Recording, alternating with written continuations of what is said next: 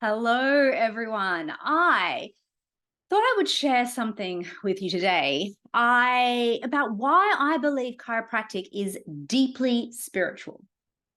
So I have been reading a lot recently and learning and consuming a lot of information as I do. And when I do this, my brain does this thing where I connect all of the dots. And I've been reading Anatomy of the Spirit by the contemporary mystic Caroline Myss, which is an excellent book for anyone who is interested in spirituality and healing and, anything like that. And then I was also watching this really cool sort of symposium thing from the Shift Network about Mary Magdalene. And I was watching the video with Dr. Sue Morter, who is someone I'm not familiar with, I haven't been familiar with before until I watched this video. And she is a physician. So she's a doctor, like I am.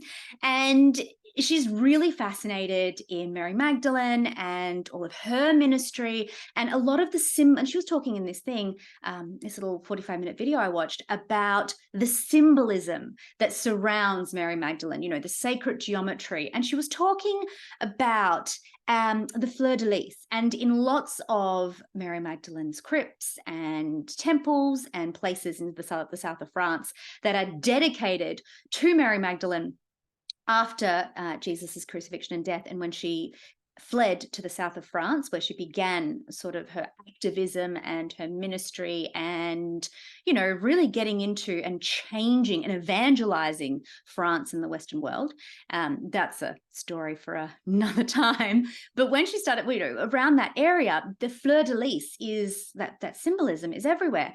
And she was talking about how the fleur-de-lis is a symbol for the rising Kundalini energy and the rising energy from within us up Shushumna Nadi, which is central column, which is the spinal column and the spinal cord, and the rising of this energy from the bottom up to the top. And then when it comes to the top, it explodes and flows down, and that's the fleur-de-lis. And as she was talking about this, I was like, and she used the word Kundalini energy. And Kundalini is the energy of sort of like the Shakti of, divine feminine, of creativity. And it's talked a lot about, and lots of you may have heard of Kundalini yoga. So it's used a lot in sort of that tantric yogic philosophy, and it is that idea of bottom up. And she also spoke about the energy centers, which in the yogic philosophy are the chakras. So she spoke about this, and she spoke about how this is in Mary Magdalene's ministry. And she also spoke about how it's in yogic philosophy as well. And she spoke about, in ancient India, ancient Egypt, and ancient Greece, and how, in all of these different ancient religions and ancient storytelling is this idea of that rising energy, and how we must anchor in the body to assist the awakening of the spirit and the soul. Now, this is really, really cool because she even used the term above, down, inside, out, ADIO. Now, ADIO is the chiropractic catch cry: above, down, inside, out. Health comes from above, down, from inside out, from the brain into the spinal cord, into the body, from the inside of us, from our nervous system, out from the outside. Now, this is based on a Hermetic law, which is as within, so without, as within, so without, I can't remember the next bit, but it's as the universe, so the soul. And it has to do with the fact that everything comes from within. So the more I look at this, the more I think about this, and I'm a network spinal chiropractor, which we do focus a lot on things that are going right and the energy of the system and those energy centers that Dr. Joe Dispenza talks about, again, which they are chakras. And this is all in the ancient Indian philosophy, which is thousands and thousands of years old and has only been written down recently. And so I looked at that and I was like, oh, wow, look at how close that is to chiropractic. And then the next thing I started to learn about and to sort of think about, because she was talking about being anchored in the body, and from that Kundalini, we rise up, being anchored in the body. And I was reminded of the fact that as humans, we develop from bottom up. So you see this in children because they will develop their gross motor skills first. So you will see children will walk, they will run, they will play, they will do things with their bodies, they will dance way before they start their language skills, their fine motor skills, like playing with Lego, sewing, knitting, and even writing, and being able to pick up small things. They don't develop that until a lot later. You know, at the beginning, they're walking, running, jumping. And that is the development of bottom up. The other thing is, as humans, our brains develop from inside out. So our frontal cortex, our prefrontal cortex, the part of the brain that has to do with our risk-taking behavior, our personality, all of those sorts of things, that prefrontal bit, that does not develop until you're around, research is you know, and everyone's different, but it's around 25 to 27 years old. So before you're just before you sort of turn 30, you will develop this prefrontal cortex, which is why we have a lot of risk-taking behavior, not a lot of empathy, not a lot of like thoughts for people around us and things, until we develop that prefrontal cortex, which is that higher brain center, does not develop until you are sort of in your 30s. And we develop the brain from inside out, and the prefrontal cortex is like the furthest thing away. That's the last thing to develop. So you start to see, right, how ancient philosophy and wisdom, you know, like around Jesus's time, we've got ancient India and all of these different ancient cultures, these deeply spiritual cultures that were observing things in the world and writing down, well, not even writing down, but passing down knowledge through storytelling, through movement and sound and smells and getting in touch with the earth and our bodies. They were observing things, right, that we now know in modern science and in chiropractic, which is what I do, we know to be true. So the more I think about this and the more I do this work and the more I get deeply into it, the more I understand that chiropractic is a deeply spiritual modality. So yes, we are rooted in science. Yes, we are evidence-based. Yes, we are all about getting you to be the best version of yourself.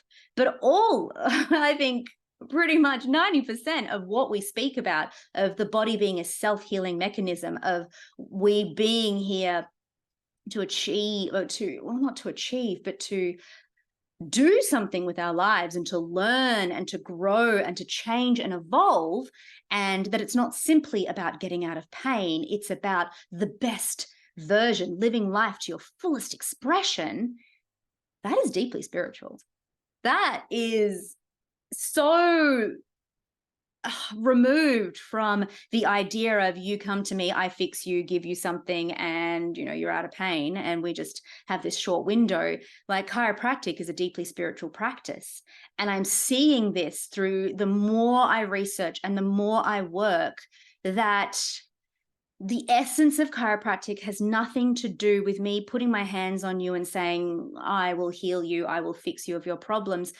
And the more, and the essence of chiropractic, I know that chiropractic means to do by hand. I do know this, but the idea of hands in the world, being God's hands and feet in the world, and that being my purpose, is that you can take that much less literally. You know, there is so much more we can do with the soul and the spirit, and with that energy, that kundalini energy, that idea of being grounded in the body and allowing that spiritual expression to happen. I mean, this is where my thinking is going. My thinking is going that perhaps we are limiting ourselves in chiropractic by focusing so solely on function and you know, medicine and pain, and you know, we're reducing it because it is a deeply, deeply spiritual practice.